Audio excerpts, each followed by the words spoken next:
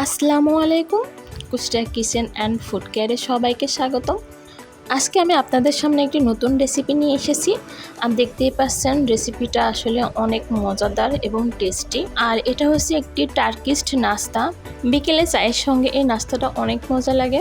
আপনারা এভাবে বাসায় ট্রাই করতে পারেন এবং ঝটপট তৈরি করে যে কোনো মেহমানের সামনেও দিতে পারেন। এটা তৈরি করতে যা যা লেগেছে আমি সেটা আপনাদের সঙ্গে শেয়ার করব। তার আগে বলে দিচ্ছি, আমার ভিডিও যদি ভালো লেগে থাকে প্লিজ লাইক কমেন্টস করবেন।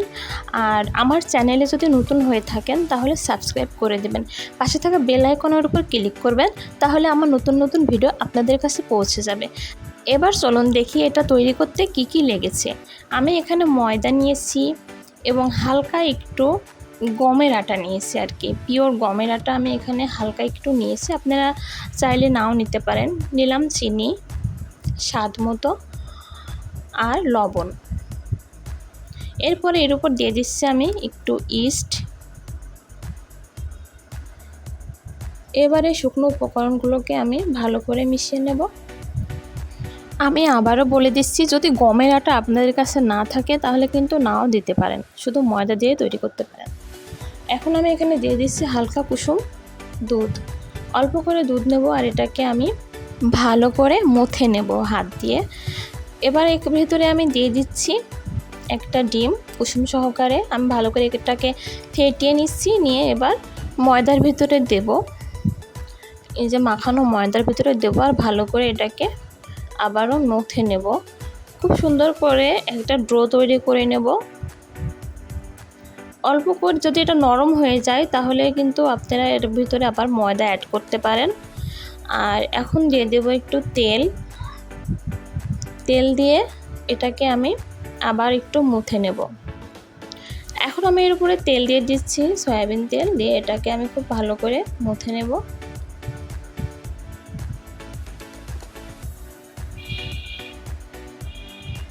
আমার এটা কিন্তু নরম নরম মনে হচ্ছে। আমি এর ভিতরে আরেকটু ময়দা নিয়ে এটাকে ঠিক করে নিচ্ছি। হালকা একটু নরম অবস্থায় থাকবে আর কি। এটা হয়ে গেছে। এই যে এখন এর উপরে হালকা তেল ব্রাশ করে দিলাম, দিয়ে এটাকে আমি রেখে দিচ্ছি আধা ঘন্টার জন্য। আধা ঘন্টা পরে আমি এটাকে খুব ভালো করে আবারও মথে নিচ্ছি। এটা কিন্তু এখনও নরম নরমই আছে। এ পর্যায়ে আমি একটু করে ময়দা নেব আর এটাকে মথে নেব। এবার আমি বেশ কিছুটা নিয়ে নিচ্ছি, নিয়ে এই যে এক হাত দিয়ে যেহেতু বলছে এটাকে বেলে নিতে হবে। বেলে এই যে মোটা একটা রুটি তৈরি করতে হবে। খুব পাতলা কিন্তু হবে না, একটু মোটা রুটি তৈরি করে আমি এমন স্টিলের গ্লাস দিয়ে কেটে নিচ্ছি। আপনারা চাইলে অন্য কিছু দিয়ে এটাকে কেটে নিতে পারেন। আর আমি নিয়েছি এখানে বোতলের মুখ আর কি ঢাকনাটা দিয়ে এবার মাঝখানটা কেটে নিচ্ছি।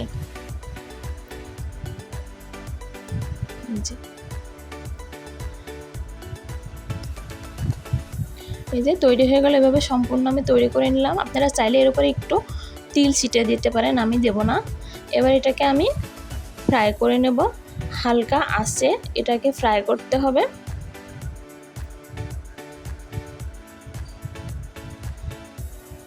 তেলের উপর দেওয়ার পরে কিন্তু কিছুক্ষণ পরে এটা কিন্তু ফুলে উঠবে। এই নাস্তাটা আসলেই খুব মজাদার এবং টেস্টি। আপনারা বাসায় ট্রাই করতে পারেন। এবার আমি এটাকে নেড়ে চেড়ে ভেজে নিচ্ছি। এগুলো কিন্তু এবার ফুলে উঠেছে, দেখতেই পাচ্ছেন। একটা সুন্দর কালার যখন চলে আসবে তখন এটাকে আমি নামিয়ে নেব। এটা কিন্তু মুসমুসে হবে না, দেখতে মনে হবে মুসমুসে কিন্তু ভিতরটা আসলে নরম, পাউরুটির মতো অনেকটা। বিকেলে চায়ের সঙ্গে আসলে এটা খুব মজাদার একটি নাস্তা। আপনারা এভাবে তৈরি করে নিতে পারেন খুব সহজে এবং খুব শর্টকাটভাবে।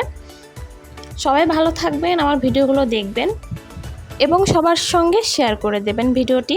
তাহলে কিন্তু সবাই এমন সুন্দর নাস্তা তৈরি করতে পারবে।